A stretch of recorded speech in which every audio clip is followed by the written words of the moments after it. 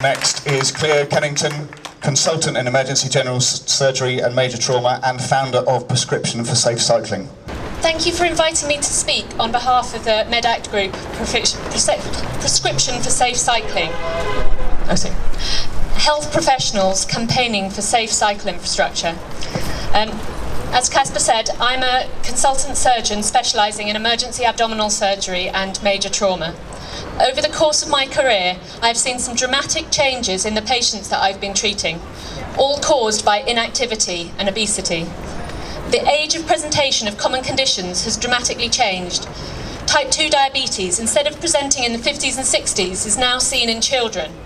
Heart attacks and strokes, again, are regularly affecting younger and younger patients, leading to a lifetime of illness and dependence on healthcare, to name but a few. There are further problems treating overweight patients. 2 inches of fat immediately beneath the skin is a perfect culture media for bacteria. So after surgery, these patients are prone to wound infections, and their infections are even more difficult to treat, leaving gaping wounds that take weeks and months to heal. And the tissues of the obese, inactive patients have no strength. So when you sew them together again at the end of an operation, the stitches tear through, leading to much more frequent hernias that return and return despite attempts at repair. The NHS provides obesity surgery as the only treatment that has been demonstrated to provide sustained weight loss. I describe that surgery as barbaric.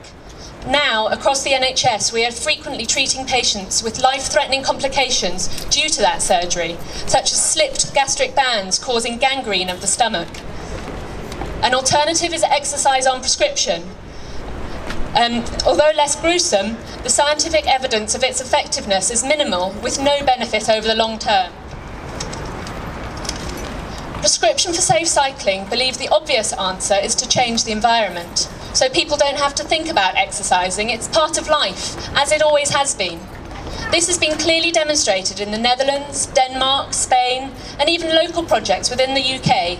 Build safe cycle infrastructure and people use it. Walking as well as cycling increases. And for me, the evidence of the effectiveness was when I met a junior doctor who'd returned from a 3-month placement in Utrecht. I asked her how she'd found working in the Netherlands, and her response was, "God, the patients are really thin." I have cycled since I started at med school. To be honest, the real reason is that I don't like being cooped up in a car or a bus. Give me the freedom of the wind through my hair any day. But through both of my pregnancies, as my bump got bigger, I got concerned looks from strangers and comments from the staff at my hospital. Why was I risking the life of myself and my baby? This came to a crux when a colleague from my ward in the hospital was brought in, having been hit by a lorry while cycling to work. She tragically did not survive.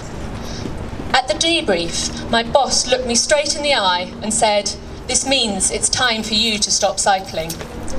But as doctors, we're taught to use evidence-based medicine, and in trauma care especially, we follow the ABC, airways, breathing, circulation, as a system to follow that avoids focusing on the obvious and missing the subtle.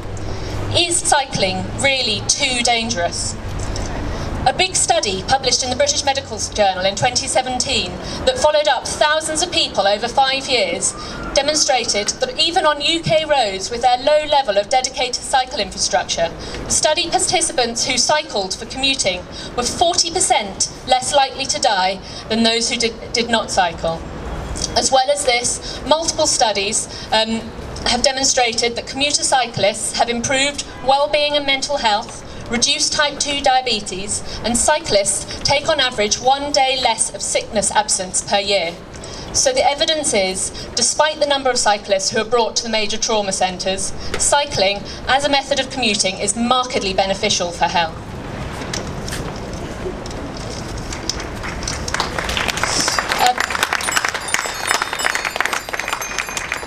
Improving cycle routes won't just save the lives of cyclists though.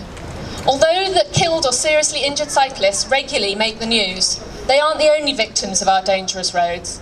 In the UK, 5 times as many pedestrians are killed on the road per year as cyclists, as well as many motorcyclists, drivers and passengers too. Cities with more segregated cycle lanes are safer for all road users. So, to conclude, although I haven't even touched on the health benefits from reduced pollution and the reduced impact on the climate, on the health complications of climate change, changing Britain's roads is essential to reverse the inactivity epidemic crippling the NHS. And I'm here to support the request of Stop Killing Cyclists. We need £6 billion to build safe segregated cycle infrastructure.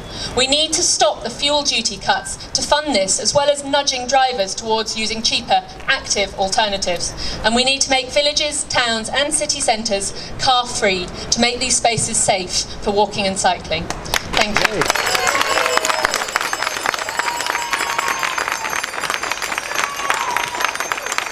Thank you very much, Cleo. Okay, so next up is Nick Hubble from Walk Ride, Greater Manchester.